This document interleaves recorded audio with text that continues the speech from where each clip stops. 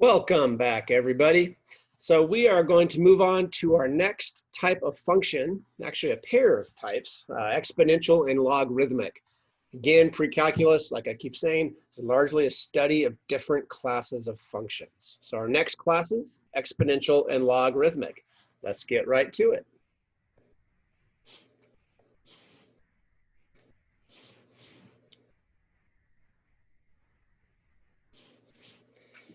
All right.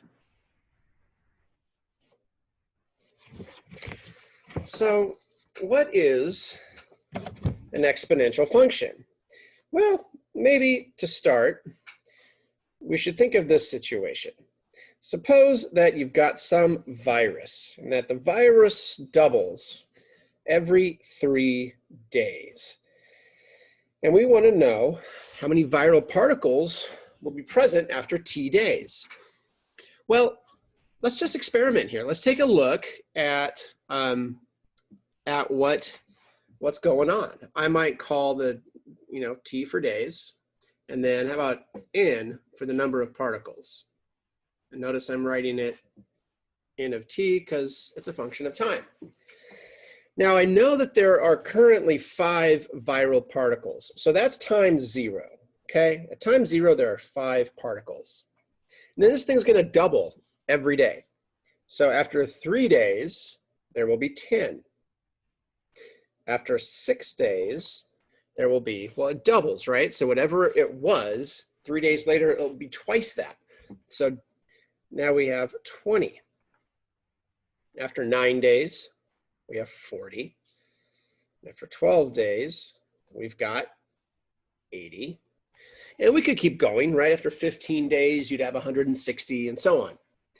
And now we want to look at a pattern and see if, right, because again, it would be really nice to be able to get my hands on a function, something I can write algebraically where I can just plug in a time and I can know how many particles to expect.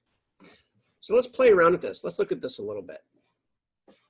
One thing I notice is that this first 5 is just 5 times 1.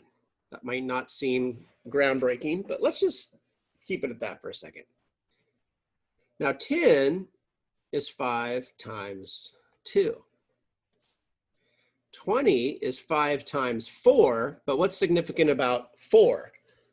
Oh, it's 2 squared.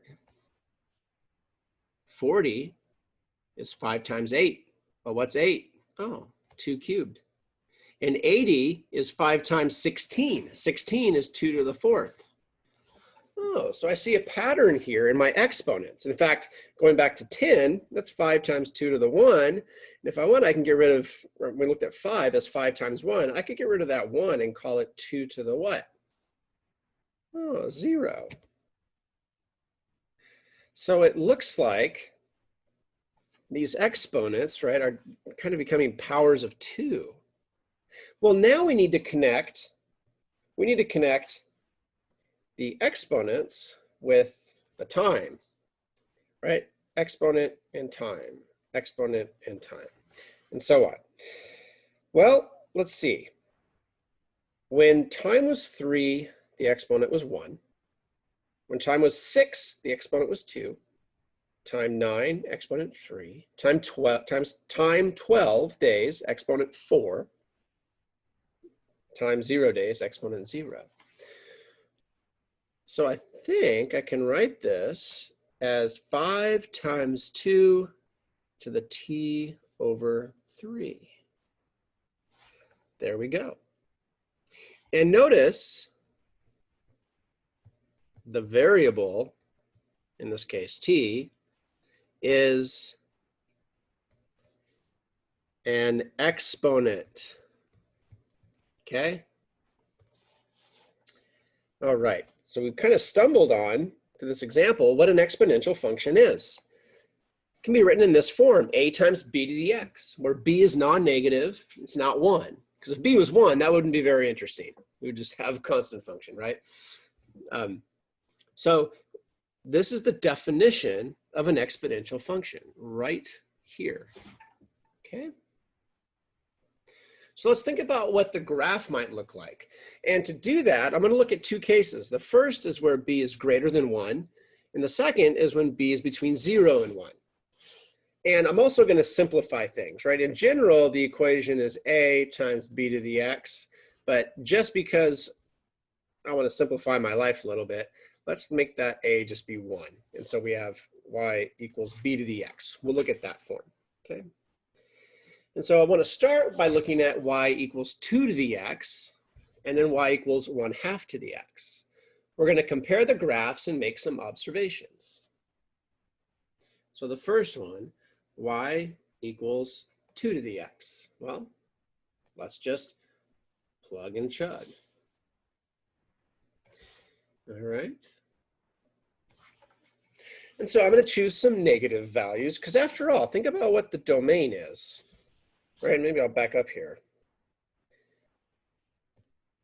The domain is all real numbers, okay?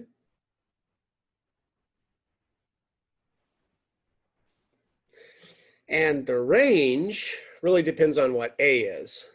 But in general,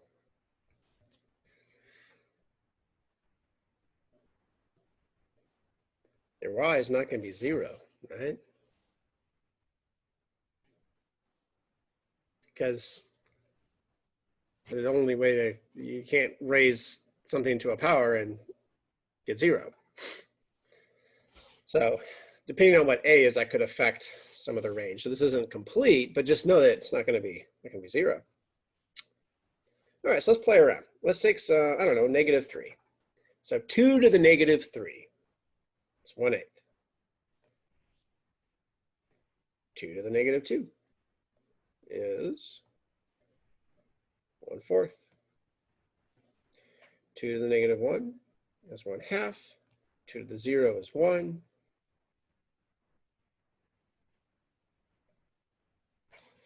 Okay.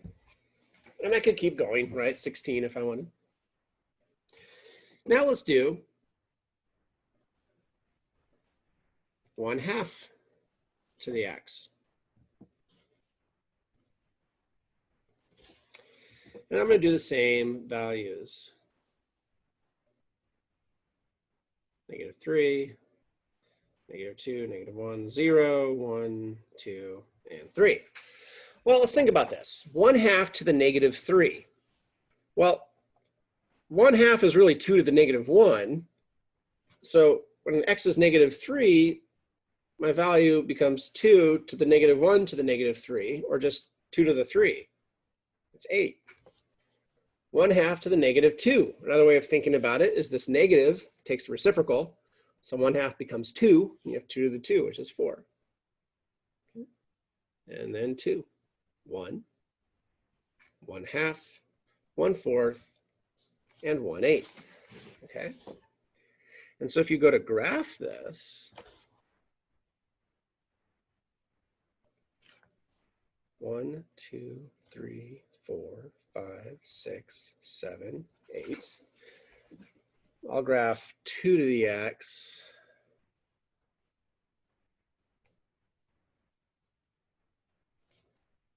Using blue. So at -3, we're at like 1/8. I'm just going to eyeball that. And then 1/4, 1/2, 1. At 1, we're at 2. At 2, we're at 4. And at 3, we're up here at 8. So this thing does that. Now, what about 1/2 to the x? Well, at -3, we're going to have 8. At -2, we're going to have 4. 1, 2, 3, 4. At -1, we're going to have 2, 0, 1. Then 1/2, 1/4, 1/8. Oh, so this one comes down this way. Interesting. So we can make some observations here. If b is greater than 1, then the function, the exponential function, is increasing, or what's also known as growth. Okay, does something like this. If b is less than 1, and again, b is not going to be negative, then our function is decreasing. This is known as decay. And in this case, does that, right? At 0, the value is 1 for both, okay? And they really, because we have 1/2 and we have 2, we've got really symmetry over the y-axis, right? Which makes sense because replace x with negative x, and that's what you're doing. You're reflecting over the y-axis. All right. So we can also use transformations to graph each exponential function. So let's look at each of these, right? Y equals 2 to the x minus 1. So this is really 2 to the x shifted right 1 unit. Okay? So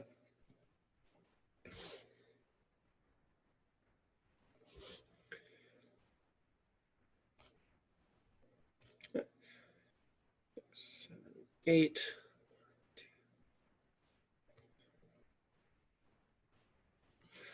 So I'm going to just in dotted graph, I'm going to do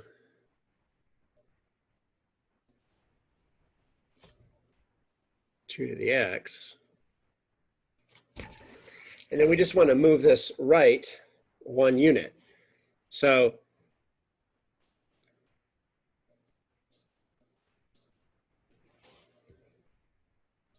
we get that, okay?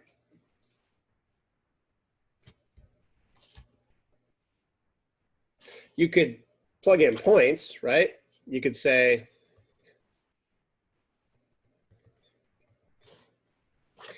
you know, let's let x be, I don't know, -2. Then you get 2 to the -3, which is 1/8. X be -1, you get 2 to the -2, which is 1/4. 0, you get 2 to the -1, which is 1/2. 1, you get 2 to the 0, which is 1, and so on. You can keep playing that game, right? Okay, what about B? What about B? Well, for B,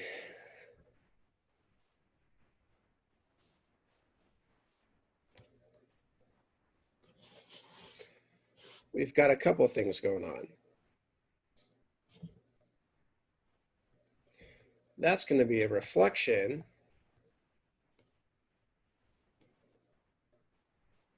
of y equals 1/2 to the x over the x-axis. That +3 is going to be left 3 units, and the +4 up 4 units. Okay. And so I'm not going to, I'll let you fill in details of how to actually graph this, but I would encourage you to pause it here and see what you can do, right? You've got that reflection and you've got some shifts. So see what you can do with that. And then let's take a look.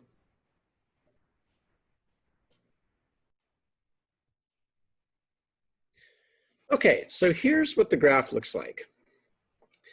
And, you know, what are some things to notice? Well, you know, it has a horizontal asymptote, y equals 4, okay, which of course is this constant out here, +4. What else? Well,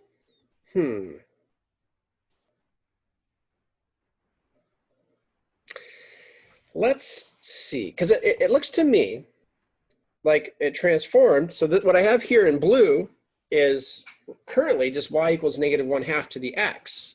And it looks like that graph got shifted left 3. And then up 4. Okay? Again, there's -1/2 to the x. It's getting shift left 3, up 4. Okay.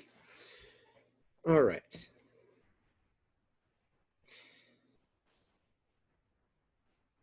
Let's see here.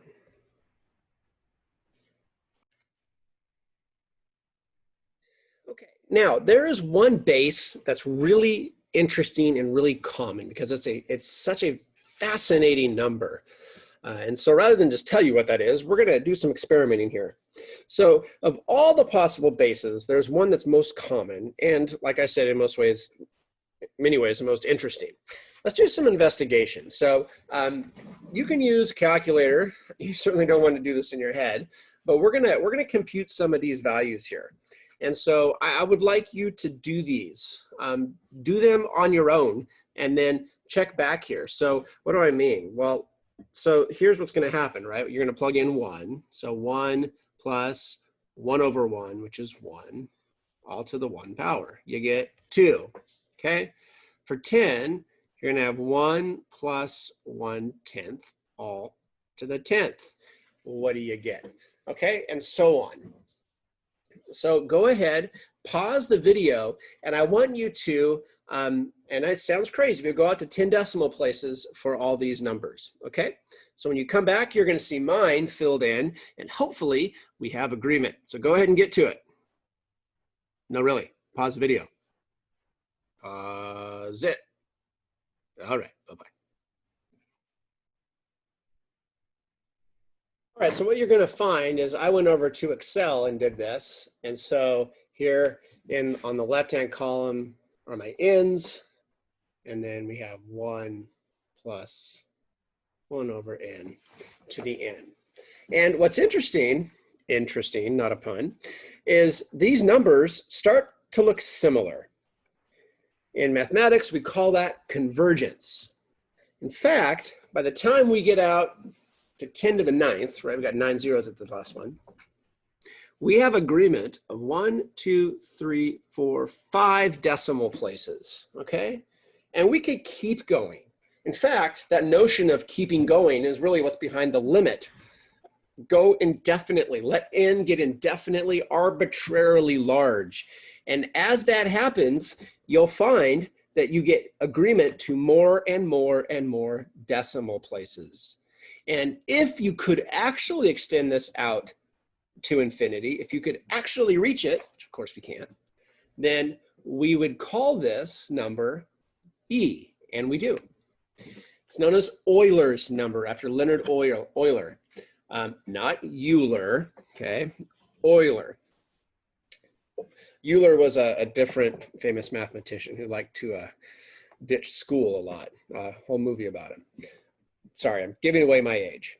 So Euler's number, E, it's the number to which that expression, 1 plus 1/n to the n, approaches as n gets arbitrarily large or goes to infinity. There are so many models using E, and you will see it come up in so many surprising contexts. So put that in the back of your head, that this irrational number E is going to come up a lot in your mathematical future, and sometimes when you least expect it. Okay, so let's look at some applications, because after all, we're looking at models, right? Exponential models. And the first really important application is compound interest. So you've got P dollars invested at an annual interest rate, compounded a certain number of times per year. The amount after T years is given by the formula you see here. Using this formula, what will the value of $500 invested at 2% compounded quarterly be worth after 20 years?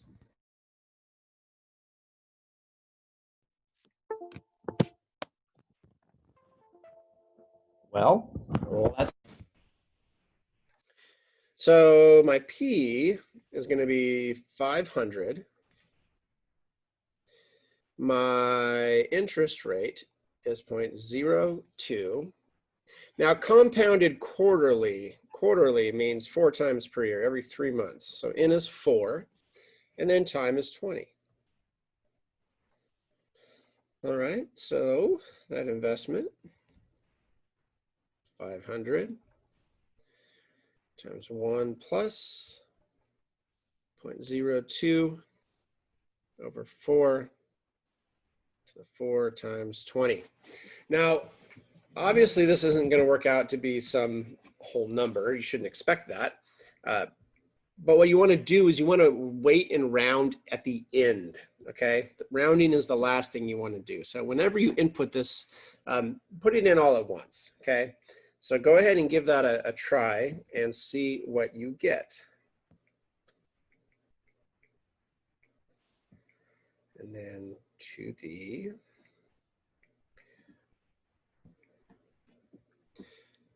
all right. So $745, 17 cents. I'm rounding to 2 decimal places. Okay. Again, plug and chug. What about continuously compounding interest? That's when the interest is in every moment of infinite denomination being applied. It's compounded continuously. And so that is given by the formula P e to the RT. And really, if you look at this formula from last time, or the previous example, this 1 plus R over N to the NT sure looks a lot like that definition of E, right? If we let N get large enough. So let's use this formula now. Again, $500. And calculators will have an E button. So don't use 2.7 or any other, use E, okay? The calculator will go out however many decimal places, much more than you would want to. And then to the, let's see, RT. What was R? Oh yeah, 0.02, and T is 20. What do we get here? Well,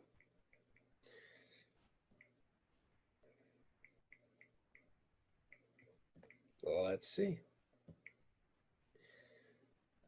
745.91. Okay. Now you may think, oh, that's not much more. Well, you know, $500. You'd see a greater difference if you invested perhaps more to begin with. Okay. Now these are very plug and chug type questions, but I think a more interesting question, or maybe a more relevant question sometimes, is if I have, say, $1,000 to invest at a certain interest rate, compounded however many times, annually or continuously, when will it be worth $15,000? Or when will it double? And to do that, notice what we're asking. We're really saying, we know the value of the function. Can we find the value of the input, or the t in this case, that gives us that output? Well, looking for values of inputs that give us a specific output sounds like we need an inverse, okay? And that is true. We absolutely do. And we're going to find that that inverse to an exponential function is a logarithmic function. So where we go next will be to discuss logarithmic functions, because we're going to need them in order to solve exponential equations, and vice versa. Okay, so get comfortable with the nature of exponential functions, domains, graphs, horizontal asymptotes. Be able to, you do simple application, plug and chug, and then be ready for logs. They are coming next. As always, happiest of studies.